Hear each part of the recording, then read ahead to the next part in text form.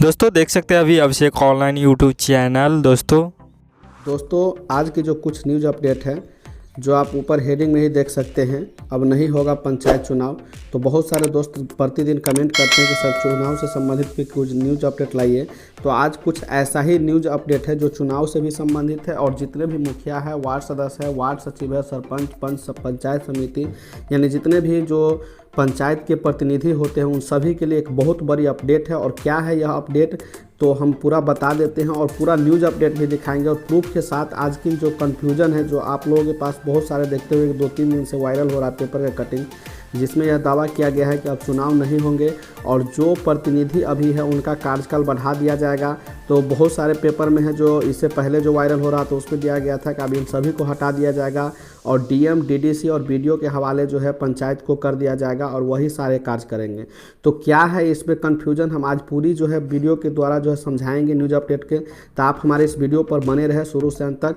इससे पहले हम आपको कहना चाहेंगे कि दोस्तों आप लोग जो जितना भी लोग हमारे वीडियो देखते हैं, कम से कम उतना लोग जिनको ज़रूरी है आप लोग चैनल को सब्सक्राइब करके ही जाना, ताकि जो हमारे वीडियो जो आते रहते चैनल पर वह आपके लिए हेल्पफुल बने और हम आपकी मदद कर सकें। तो चलिए दोस्तों आज बिना लेट किए हुए वीडियो को शुरू करते हैं और इस कन्फ्यूजन को दूर करते हैं कि सही में मुखिया की कार्यकाल बढ़ाया गया है या नहीं बढ़ाया गया है।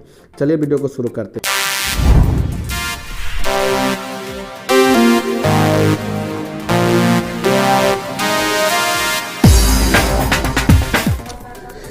फाइनली दोस्तों आ गए आज की न्यूज़ अपडेट पर। जैसे कि आप देख सकते हैं, समय पर चुनाव नहीं होने की स्थिति में दूसरे विकल्प पर भी विचार किया जाएगा। जी हाँ, जैसे आप लोग के पास जो 8-10 दिन से जो न्यूज़ अपडेट आ रही थी, जो पहले न्यूज़ अपडेट आया था उसमें कहा गया था कि जितने भी मुखिया हैं या वार्ड सदस्य जो भी प्रतिनिधि है उनको हटा दिया जाएगा और जितने भी कार्यकाल है पंचायती राज में जितने विकास के काम है वो सभी जो है डीएम, डीडीसी और बीडीओ को दे दिया जाएगा। लेकिन कुछ दिनों से 2-3 दिनों से न्यूज़ ऐसा आ रहा है कि अब एक दूसरे विकल्प पर भी विचार किया जा रहा है। यानी कि वह विकल्प कुछ ऐसा है जैसे कि कुछ राज्यों में ऐसा हुआ है कि जहाँ चुनाव नहीं हो पाया कोरोना काल में, तो वहाँ क्या किया गया है, जो वर्तमान में अभी मुखिया है या जो भी प्रतिनिधि है उनके कार्यकाल को बढ़ा दिया गया है और ऐसे सहमति बना है कि जब तक चुनाव नहीं होता है कोरोना काल में तब तक जो है उसी का जो है कार्यकाल बढ़ा करके वही काम करेंगे पंचायत में, और जब चुनाव हो जाएगा तो जो है उन सबको हटा करके फिर नए प्रतिनिधि जो चुन करके आएंगे वह काम करेंगे।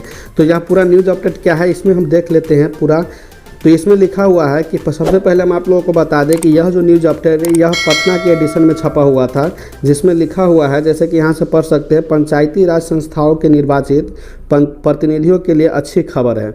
समय पर चुनाव न होने की स्थिति में इन संस्थाओं को कार्यकारी बनाए रखने के लिए अब एक के बदले 2 विकल्पों पर विचार किया जा रहा है।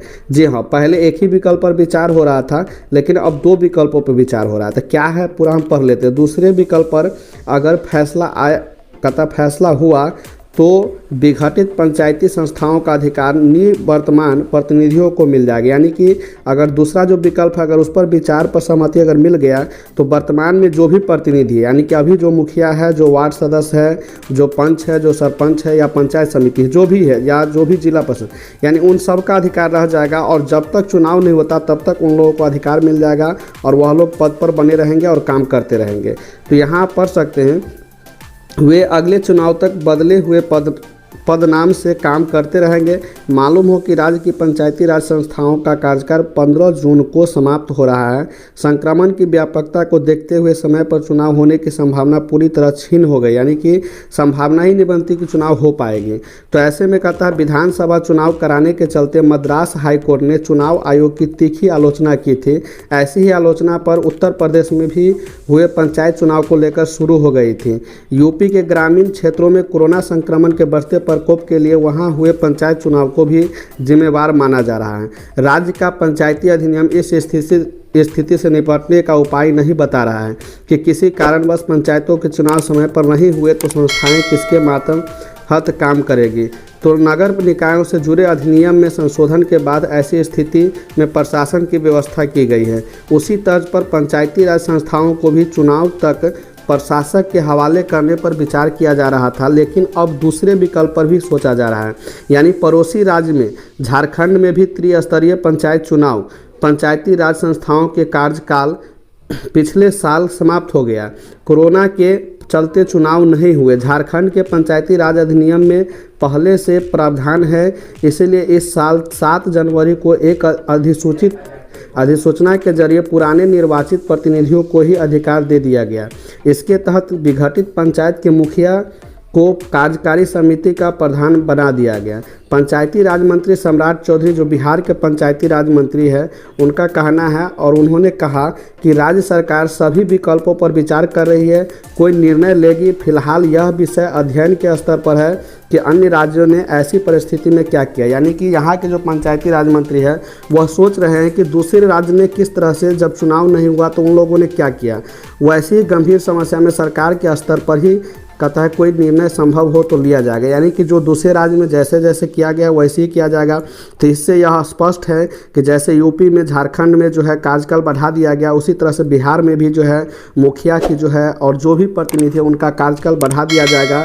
जब तक कोरोना काल है, जब तक चुनाव नहीं होता है, वह सब पद पर बने रहेंगे और वही लोग काम करेंगे।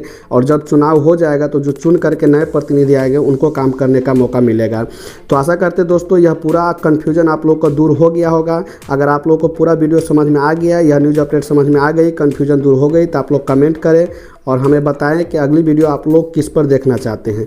आज के लिए बस इतना ही, फिर मिलेंगे अगले वीडियो में। धन्यवाद। जय हिंद, जय भारत दोस्तों।